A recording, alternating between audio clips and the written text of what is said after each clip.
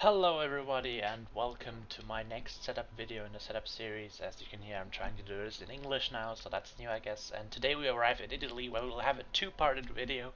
So this might be a bit of a longer one, even longer than the Baku video, which was already longer than usual because I will have quite a lot of stories to tell.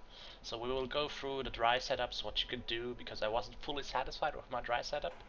And then we'll go on to the wet setup because I actually had the league race in the wet, which I didn't prepare for, but I adjusted my setup correctly, and I wanted to share with you because I think I did a pretty good job of adjusting the setup.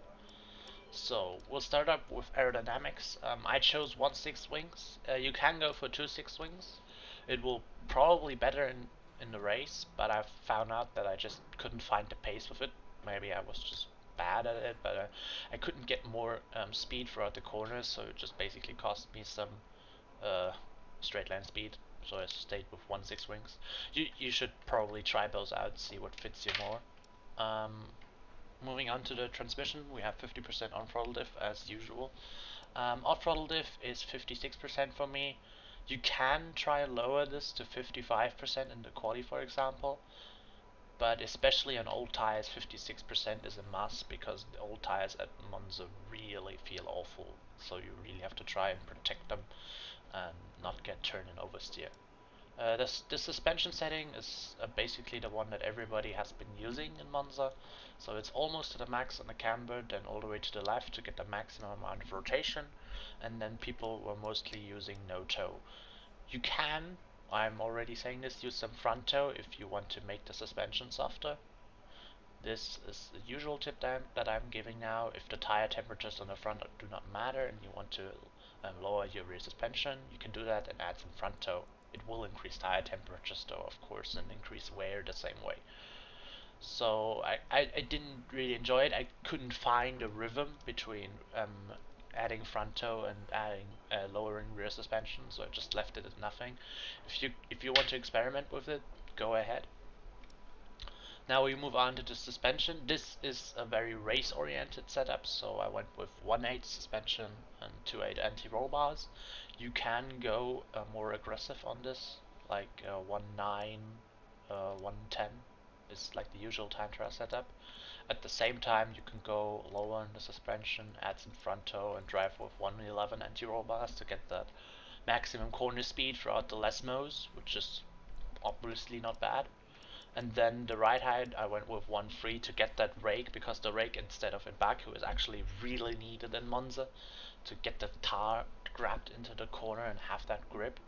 I also meddled with 1/2 ride height, which turned out to be very fast on a one lap pace and allowed me to make a lot of a softer setup in the other directions. But that 1/2 ride height heavily punishes mistakes, so I kind of went against it.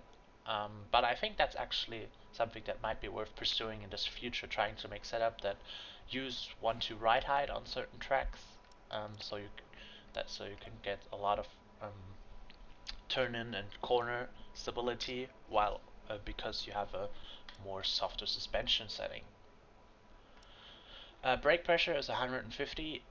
Many people actually like driving with 51% brake bias at Italy. It gives some good.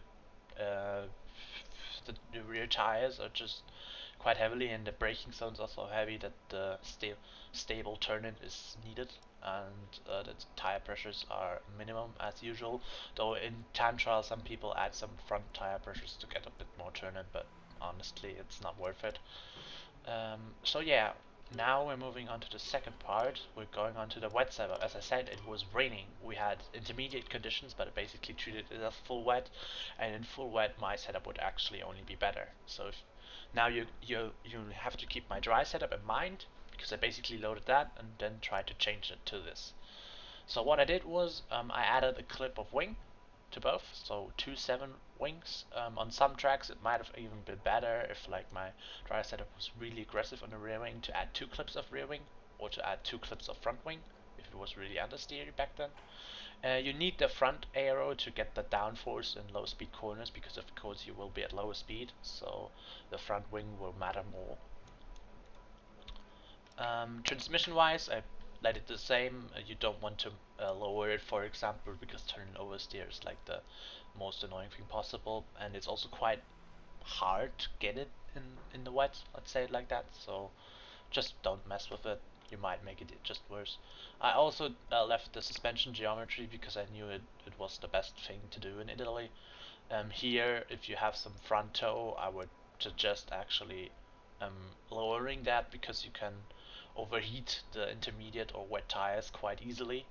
So removing the toe might be a good suggestion, but I didn't have any toe, so that was good. Um, Suspension wise, this is the point where you will have to keep in mind that if you had a very aggressive suspension, like if I was running 111 suspension, I would probably have to lower that to be able to use the curbs on the track, for example for Ascari. And then the next big thing in the wet is that the car gets really unstable in prolonged corners. So what you have to do is reduce the distance between the anti-roll bars to make the car more stable. So that's what I did. I had 210 anti-roll bars in mind, so I basically increased the front anti-roll bar to 8 to make the car more stable through the Lesmos, so I could drive through them with confidence. So like I basically what happened is I gained confidence throughout the quality push, and in Q3 I pushed my heart out on the last lap, got pole. Did the same in the race, made no mistakes, didn't get any oversteers, and won the race. So this actually really helped me. Ride height 1.3. I had the slight suspicion that it might not be enough. You have to keep in mind that that the wet tires actually give you some ride height, so you don't have to necessarily increase it. But I was afraid that one ride height might be bad, so I increased it to 2, and I did the same with 4 rear ride height. So in hindsight, 3 ride height probably would have been a bit better, but wouldn't have made much of a difference. Brake pressure wise, I always drive with 100% brake pressure in the rain and just get used to it. And in Italy, it was really good. The braking points basically shifted to be similar to the dry conditions in the race, basically with all the tires a bit. So it wasn't that bad. You just had to be careful not to lock up. So having a good way to trail brake really helps you with that. I found out that low cell pedals are also actually really amazing for this. So yeah, here's a buying recommendation. Get yourself some load cell pedals for the rain. They are really good. So this was my first race with load cell pedals, and I didn't lock up at all. And 50% brake bias is actually really important in the rain. Very important. Um, because you don't have a lot of initial turn in, and you don't want to be understeering into the corner in the rain. It's just going to cost you so much time, and it's almost impossible to go too hot into the corner unless you outbrake yourself, in which case you will go off the track anyway. Tire pressures are the same as usual. Um, yeah, in a usual wet race, you will do a two-stop if it's a dry a dry start and then turns into a wet race. Most of the time you will have to really let out the intermediate stint, so make the inter stint as long as possible so you can get through with a no stop on most tracks.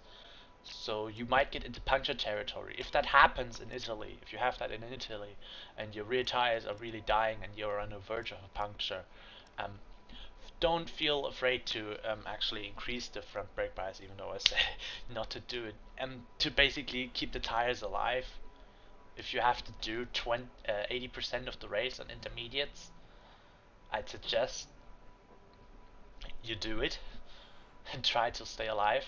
Or if you know that your tire wear is absolutely awful, um, you will have to push really hard and then pit earlier and try to beat the people who try to live on the old tires. But it might not work out. Most of the time it doesn't work out because it's really hard to overtake in the wet.